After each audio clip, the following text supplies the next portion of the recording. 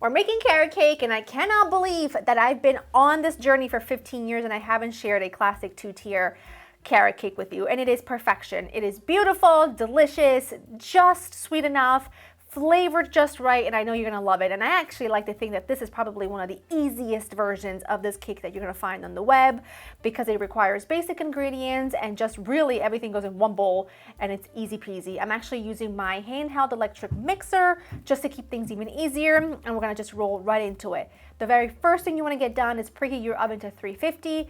Take two 9-inch cake pans. I mean, mine are old, don't judge me, I love them. These have a lot of memories in them. I've made a lot of cakes and pies in these pans. You want two of these lined with parchment and sprayed with some nonstick spray, and get those set aside. I'm gonna run you through the list of ingredients actually. First of all, you're gonna need all-purpose flour, salt, baking powder, baking soda, cinnamon, nutmeg, cloves, cinnamon, granulated sugar, brown sugar. You need applesauce, regular sweetened applesauce. Unsweetened is usually what I use, but if you have sweetened, it's okay. Some sour cream, vegetable or avocado oil, eggs, vanilla, and finely shredded carrots. You want to make sure that they're shredded quite nice and fine, and set those aside. It is spiced, but not in a candle-like spice. It's not like potpourri. It's just right, and I'm going to show you. The first thing we're going to do is make all of the wet go in here, okay? All the wet stuff goes into the pool, and yes, sugar is considered a wet, because when sugar comes to temperature and heats up, what does it do? It melts. Therefore, it becomes a wet ingredient. Eggs, both kinds of sugar, your oil of choice, applesauce. This is unsweetened cinnamon flavored applesauce. This just happens to be what we always have on hand, because that's what my sassy pants of a daughter prefers.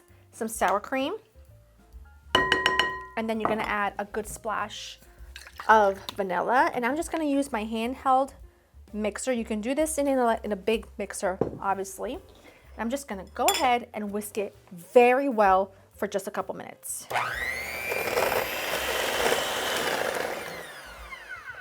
Fantastic. Take all of your dry ingredients, give them just like a little mix. Don't worry about it. Just a little mixeroo.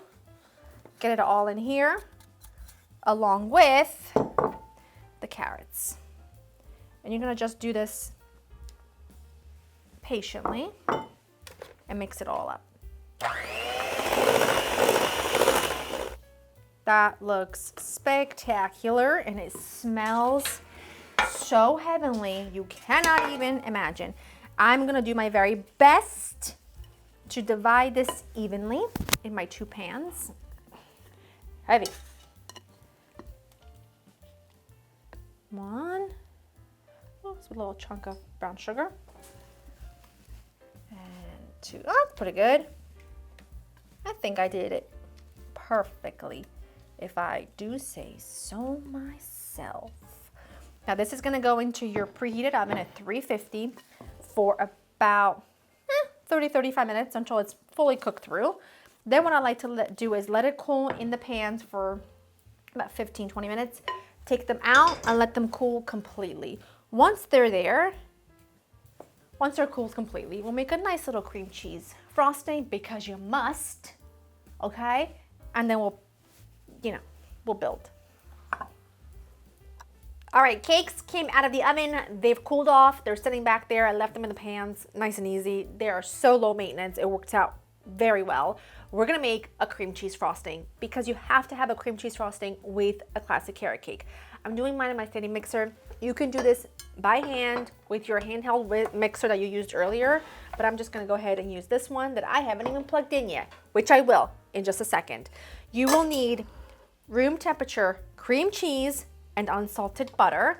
I'm gonna add them straight in, and I'm also gonna go ahead and plug this in. I'm actually gonna add a little vanilla extract to that mixture. I'm gonna put the paddle attachment on, and I'm gonna just cream that together just to get it going before we add in the powdered sugar. That's good enough. You just wanna give it a head start. Now you're gonna add in your powdered sugar. You need quite a bit of it, but we're making a lot of frosting for a whole cake, so it's fine. Along with, very, very important, a pinch of salt. And now I'm just gonna go ahead and cream this together until it's buttercream. No, not buttercream, but like, you know, that cream cheese, like fluffy, yummy. I'll show you what it looks like, honestly. Don't put it on high, it'll be showered. That looks gorgeous. Make sure you give it a scrape a couple times while it's mixing because you want it to be like this. You want it to be gorgeous, really creamy. Getting it off this beater is like very difficult because of all the grooves, but we'll get it done. Anyway, get yourself, you know, a cake stand, whatever you've got. Look at our cakes. Beautiful, cooled, of course. I'm gonna give you a tip. Because there's likely gonna be high chance that you're gonna get frosting everywhere, you're gonna take 4 pieces of parchment paper. You're gonna place them like that, okay? Everyone knows this trick. I did not come up with it. And then I'll show you how to see how it comes out really nice and easy. Look what I just did. Look what I just did. I gotta mess something up, otherwise it would not be me. Because I don't do anything without messing it up. In the middle. It looks messy, but that's the whole point because when you're done frosting it, you're gonna just peel it right out. Now, take your frosting. Look at that. Look at what, are you joking? What happened? I just heard Joe laugh, which that never happens. What just happened to me? Well, you know, it's lived a life. It's lived a good life. Can't make it up, kids. You can't make this stuff up. Anyway, I'm gonna use a different spatula. Don't worry. Let me go grab one. I can't believe I did that. How could I have done that?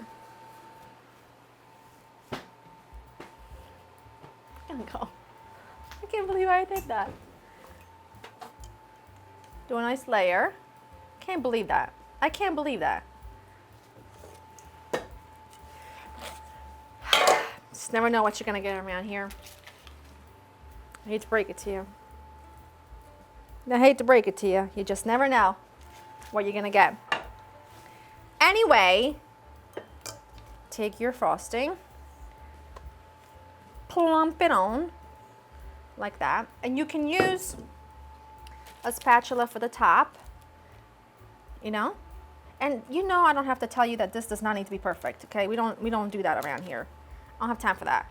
This is like the thing that I dislike doing the most is like decorating cakes or perfectly primping, what is that thing called? Pie crust. Just not really my forte. Can't believe I just broke that like that. I can't get over it. You can take one of these. They actually make these for this particular reason, to frost and smooth out the sides of your cake. So however you have to do it, get the frosting on this cake. And while you add it, don't break your spatula. Or do. I don't really care. I'm gonna take some toasted chopped pecans because to me, you need them on a carrot cake, okay? I don't know why, but they're so nutty. These are just toasted in a skillet, chopped. You see, I'm not going all the way to the edge because I'm gonna just do a little rosette piping situation. You know, just like because I haven't had enough of a nervous breakdown decorating this up until this point, let's take out a piping bag. You know what I mean? Just because things have been so smooth up until now, let's just take out a piping bag. But just a cute little swirl, not even a rosette, but more of a little swirl all around. Now for the magical moment, because you see how dirty and messy all that is, you're just gonna slide it right out. And look at that. We don't have a mess everywhere.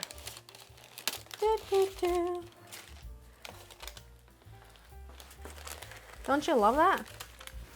because cleaning the edges of that, although not a terribly difficult task, just would not be the thing that I'd want to do right now. If you want to pipe little carrots, by all means.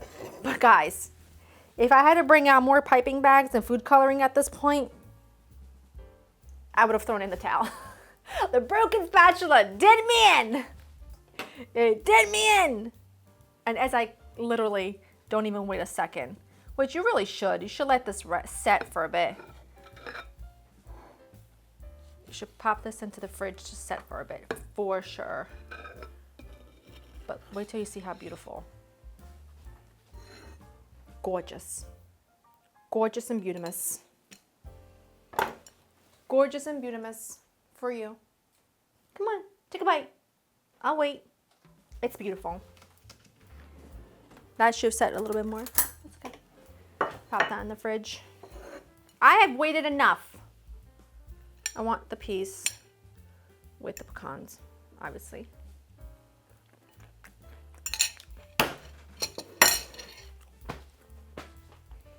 You see, it's difficult to be mad when it's so delicious. So delicious. Truly. Perfectly spiced, perfectly sweetened. And cream cheese frosting, delightful. Go to laurainthekitchen.com, get the recipe, make it for Easter. You don't believe me? Make it. You'll learn for yourself how good this is. Hope you enjoyed spending time with me. I will see you in the next one. Bye. Oh my gosh.